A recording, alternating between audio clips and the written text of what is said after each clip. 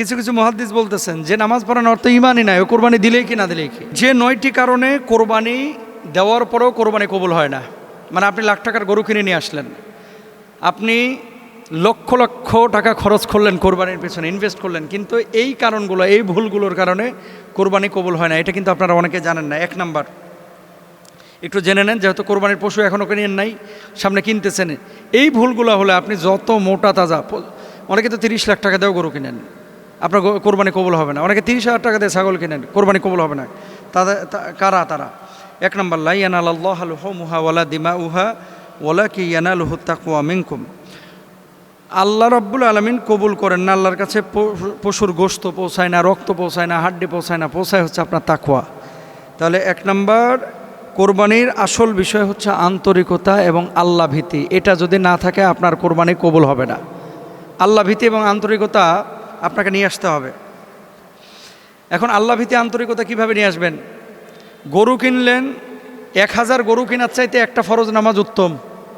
বুঝেন কথা, 1000 গরু কোরবানি দিলেন, কিন্তু একটা ফরজ নামাজ ছেড়ে দিলেন। ওই 1000 গরুর চাইতে একটা ফরজ নামাজ আপনার কাছে বেশি উত্তম ছিল। অনেক মানুষ আছে হাটে, যারা গরু বেচতেছে, যারা গরু কিনতেছে, নামাজ পড়ে না। তাহলে খুলুসিয়ত এটা আপনার ভিতরে থাকা লাগবে, নাম্বার 1। নাম্বার 2, ইন্নামাল আমালু বিন্নিয়াত। গরু যত বড়ই হোক, কোরবানি করতে হবে একমাত্র আল্লাহ সুবহানাহু ওয়া তাআলার জন্য, কোনো মানুষকে দেখানোর জন্য কোরবানি করা যাবে না। 2 নাম্বার। 3 নাম্বার, হারাম টাকায় কোরবানি করা। ইন্নাল্লাহা তাইয়্যিবুন লা ইয়াকবালু ইল্লা তাইয়্যিব। আল্লাহ নিজে পবিত্র, তিনি পবিত্র জিনিস ছাড়া কবুল করেন না। আপনি হারাম টাকার কোরবানি করবেন, সুদের টাকায় কোরবানি করবেন, ঘুষের টাকায় কোরবানি করবেন, আরেকজনের হক মারা টাকায় কোরবানি করবেন, এই কোরবানি কিন্তু আল্লাহ তাআলা কবুল করবেন না। Be careful. এই জন্য এমনভাবে কোরবানি করতে হবে যেটা একবারে হক হালাল পয়সা, যেখানে কোনো ভেজাল নাই, এরকম পবিত্র পয়সা দিয়ে কোরবানি করবেন। 4 নাম্বার, নামাজ না পড়ে কোরবানি করা। আল আহদুল্লাযী বাইনানা ওয়া বাইনাহুমুস সালাতু ফামান তারাকাহা ফাকাদ কাফার। আমাদের এবং বেঈমানদের মধ্যে পার্থক্যই হচ্ছে নামাজ। যে নামাজ ত্যাগ করলো সে যেন কাফের, বেঈমান হয়ে গেল। এখন আপনার কোরবানি দেওয়া হচ্ছে ওয়াজিব, কারো কারো মতো সুন্নাহ। ওয়াজিবের জন্য আপনি 1 বছর টাকা গোছাইলেন। অনেক গ্রামে দেখবেন চাচিরা, খালারা ছাগল পালে। কেন? হুজুর কোরবানি দিতে হবে তো, এই জন্য ছাগলটা পালতেছি। তা আপনি 1 বছর ধরে কোরবানির প্রিপারেশন নিচ্ছেন, অনেকে টাকা জমাচ্ছেন, অথচ এই মানুষটা নামাজ পড়ে না। তাহলে কিভাবে আপনার কোরবানিটা কবুল হবে ভাই বলেন? কিভাবে আল্লাহর কাছে পৌঁছাবে? এই জন্য নামাজও ঠিক রাখতে হবে, কোরবানি করতে হবে, তাহলে আল্লাহ তাআলা কোরবানি কবুল করবেন ইনশাআল্লাহ। আর কিছু কিছু মুহাদ্দিস বলতেছেন যে নামাজ পড়ানোর অর্থ ইমানই নাই, ও কোরবানি দিলেই কি না দিলেই কি। মানে দেখছেন, মানে ইম্পর্টেন্সে কি পরিমাণ এটার।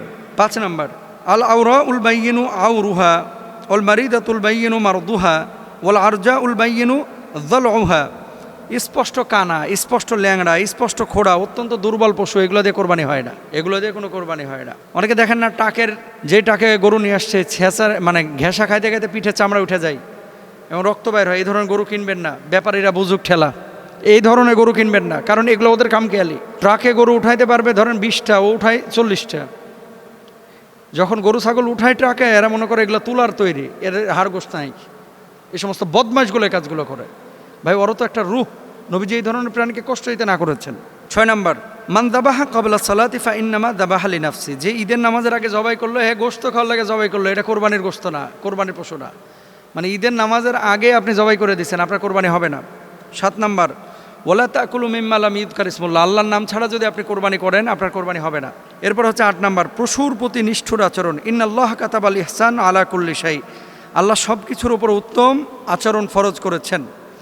কোরবানির গোশত নিয়ে অহংকার করবেন না, যে আমার গরুর এত হয়েছে, তোমার গরুর এটা হইল, তাহলে কিন্তু আপনার কোরবানি কবুল হবে না।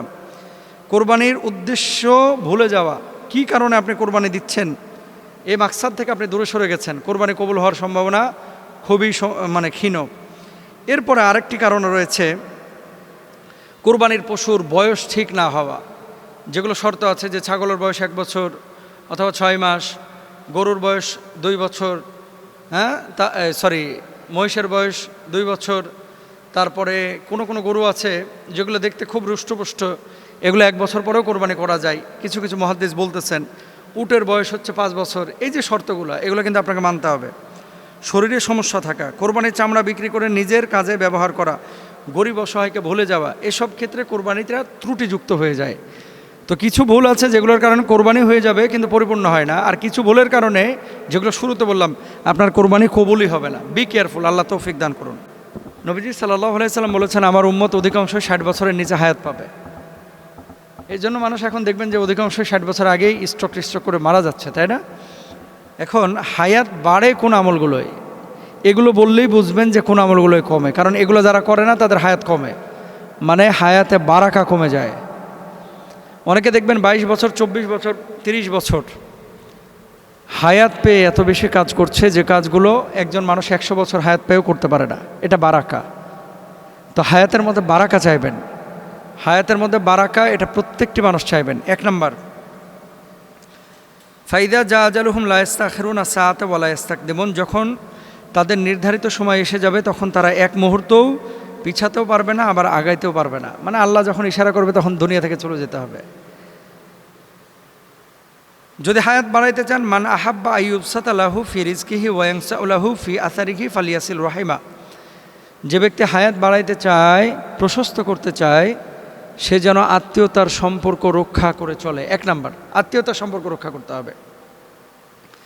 2 নম্বর, ওমাই ইয়াত্তাকিল্লাহ ইয়াজআল লাহু মাখরাজা ওয়া ইয়ারযুকহু মিন হাইথু লা ইয়াহতাসিব, যে ব্যক্তি আল্লাহকে ভয় করবে আল্লাহ তাআলা তার জন্য উত্তরণের পথ বের করে দেবেন, এমন স্থান থেকে রিজিক দিবেন যেটা সে কল্পনাও করতে পারবে না।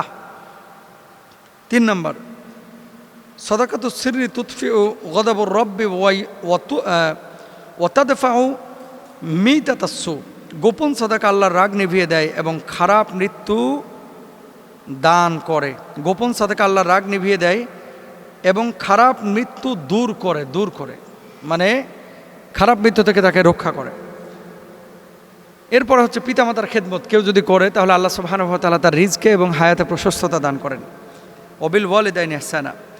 এরপরে কোরআনুল কারিমে আছে ফাকুলতু আস্তাগফিরু রাব্বাকুম, বেশি বেশি ইস্তিগফার করো। ইস্তিগফার বেশি বেশি করলে ইউরসিলিস সামা আলাইকুম মিদরারা, তাই না? লা ফাতাহনা আলাইহিম বারাকাতিম মিনাস সামা, আসমান থেকে বারাকার দরওয়াজা আপনার জন্য উন্মুক্ত করে দেবে এবং আল্লাহ তাআলা আপনার রিজকে প্রশস্ততা দেবে ইনশাআল্লাহ। যে মানুষগুলো ফজরের নামাজের পরে ঘুমায় এদের হায়াতের মধ্যে বারাকা থাকে না, এজন্য ফজরের নামাজের পরে ঘুমানো চেষ্টা করবেন না। ঘুমাবেন রাত্রে, রাতটাকে আল্লাহ তাআলা দিয়েছেন বিশ্রামের জন্য, ঘুমানোর জন্য, দিনকে দিয়েছেন কাজের জন্য। আপনার হায়াতটা কমায় দেয় কিন্তু চতুর্মুখী গুনাহ। এক শ্রেণীর মানুষ গুনাহ করেন আবার তওবা করেন, এটা আল্লাহ পছন্দ করেন যে ফিরে এসেছেন।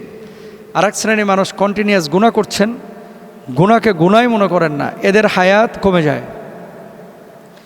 জেনা ব্যভিচারের কারণে কিন্তু হায়াত কমে এবং হায়াতের প্রশস্ততা নষ্ট হয়। জেনা ব্যভিচার, যেগুলো জেনা করে এগুলো চেহারার মধ্যে আল্লাহ তাআলা ছাপ বসায় দেয়। দেখেন, এই জেনা করবেন না, ব্যভিচার করবেন না, বিয়ে করে ফেলেন। মদ, মাদক, নেশা এগুলো যারা করে, কুল্লু মুস্কিরিন হারাম, এদের হায়াত কমে যায়। আত্মীয়তা সম্পর্ক ছিন্ন করলে হায়াত কমে যায়। জুলুম অন্যায় করলে মানুষের উপরে, এগুলো হায়াত কমায় দেয়। নামাজ ত্যাগ করলে ওয়ামুর আহলাকা বিসসালাত ওয়াস্তাবির আলাইহা, নামাজ পড়েন প্রশস্ততা পাবেন, নামাজ ছাড়বেন প্রশস্ততা নষ্ট হয়ে যাবে। বেশি বেশি কোরআন তেলাওয়াত করেন। আর হায়াতের বারাকাটা কি? খয়রুন নাসি মান তালা উমরুহু ওয়া হুসনা আমালু, সর্বোত্তম মানুষ তো সেই যার আয়ু দীর্ঘ এবং আমল উত্তম। নবীজি এটা বলেছেন। এজন্য হায়াতের মধ্যে বারাকাটা আনার কল্পনা, দোয়া সব কিছু করেন। শুধু বেশি দিন বেঁচে থাকা এটা প্রশংসনীয় না, বাঁচুন কম বা বেশি কিন্তু আমলের সাথে বাঁচুন। আল্লাহ তৌফিক দান করুন।